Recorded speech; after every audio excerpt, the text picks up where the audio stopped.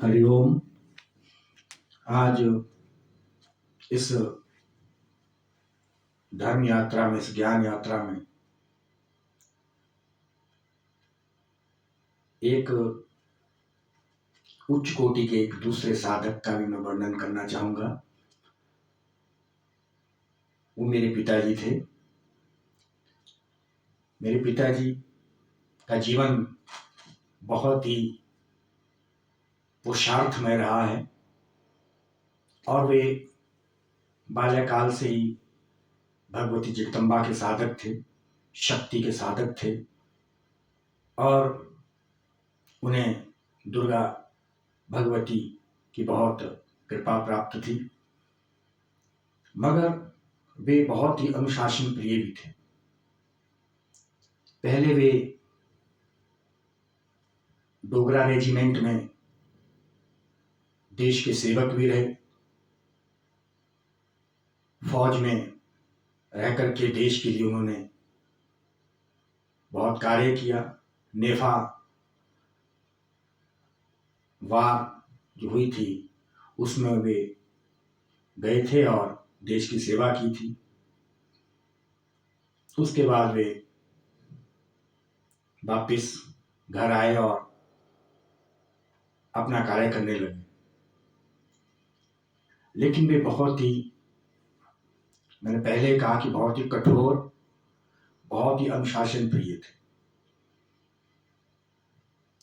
एक बार उन्होंने कोई आज्ञा दे दी तो हमें हिम्मत नहीं होती थी उसे टालने की। बस जो कहा वो करना ही है, हर हालत में करना है। और हमें वो प्रातः 3 से 4 बजे के बीच में जगा देते थे और कहते थे बेटा पढ़ो, पढ़ाई करो और मेहनत करो, पुरुषार्थ करो। और खुद भी वे कार्य करते थे। वे एक अच्छे बिजनेसमैन भी थे और उन्होंने अपने जीवन में honest is the best policy, इस रूल को फॉलो किया। और मुझे भी कहते थे कि बेटा जीवन में अनुशासन को, नियम को पहला स्थान देना है।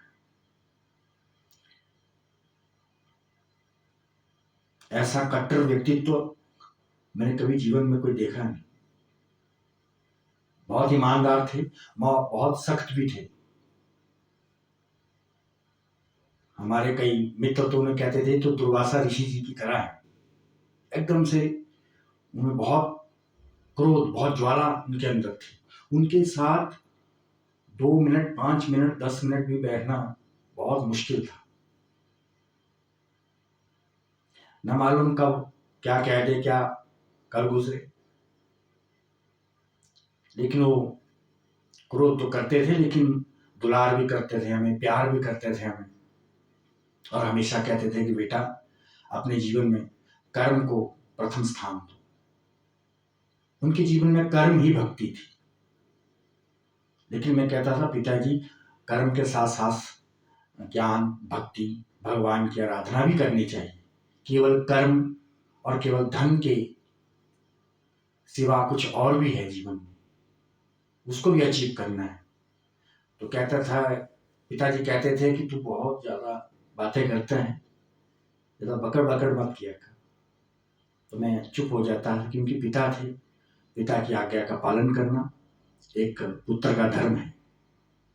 और वे मुझे प्यार भी बहुत करते थे, डांटते भी थे। कई बार तो मुझे गालियां तक दे देते थे, इसीलिए कि मैं कुछ बन जाऊं, मैं जीवन में कुछ उच्चता प्राप्त करूं, कुछ श्रेष्ठता प्राप्त करूं, कुछ हटके बनूं। तो इस प्रकार से मुझे उन्होंने बहुत ज्यादा आंच दी है, बहुत ज्यादा उन्होंने मुझे मेरी परीक्षा ली है, बहुत कठोरता से। और मैं भी उनका साथ नहीं छोड़ा। कई बार तो मैं उनके क्रोध का सामना नहीं कर पाता था तो घर से भाग जाया करता था। 4 दिन 5 दिन के वापिस मुड़ के आता था घर, तो देखता था पिताजी अब थोड़े शांत थे। उन्हें बहुत लोग जानते हैं क्योंकि वे एक सज्जन व्यक्ति थे। बस उनमें गुण भी थे और अवगुण भी थे। अवगुण यही था कि वे गुस्सा करते थे, बहुत क्रोध उनमें था, और वो इसलिए था कि हम सही रास्ते पर चले, ट्रुथ पाथ पे चले, सत्य पथ पर चले। मैंने एक दिन पूछा कि पिताजी आप किस संत को मानते हो, किस महापुरुष को मानते हो? तो उन्होंने एक दिन कहा, उस दिन उनका जो मूड था वो बहुत ही फ्रेश था, बहुत अच्छे लग रहे थे। तो उस दिन मैंने पूछ लिया कि पिताजी आपके जीवन में कौन संत है, किसको आप बहुत ज्यादा मानते हो? तो उन्होंने कहा था कि मैं विनोबा भावे को बहुत मानता हूँ, मेरे जो बहुत ही फेवरेट हैं, आदरणीय आदर्श हैं, वो विनोबा भावे जी हैं। तो मैंने उसमें तो विनोबा भावे जी का नाम सुना था, लेकिन उन संत को कभी पढ़ा नहीं था, सुना नहीं था, देखा नहीं था, क्योंकि बहुत पहले हुए हैं। तो विनोबा भावे जी का भी अक्सर नाम लिया करते थे। और माता देवी मनसा के भी बहुत अच्छे साधक थे।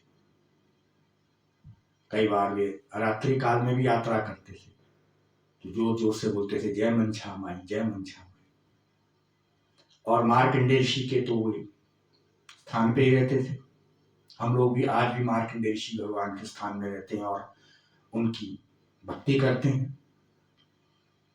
तो इस प्रकार से हमारे पिताजी बहुत ही एक श्रेष्ठ, कर्मनिष्ठ, अनुशासन प्रिय, देश सेवक और एक अच्छे बिजनेसमैन भी थे। वे एप्पल का, सेब का कार्य करते थे, व्यापार करते थे और बहुत काम करते थे। कभी मैंने देखा 1 घंटा 2 घंटा वो बैठते थे। तो ऐसे पिताजी वो भी मेरे एक गुरु हैं, वो भी एक मेरे लिए संत हैं, आदरणीय हैं, देव हैं। उन्होंने भी मुझे बहुत कुछ दिया है, यह शरीर दिया है, संस्कार दिया है और अनुशासन दिया है और प्यार भी दिया है। आज वे परलोक में हैं, भगवान के पास हैं। मैं प्रार्थना करता हूँ कि वे जहाँ भी हों, भगवान ने शांति दें, अपना प्रेम दें। ओम शांति। आज इतना ही।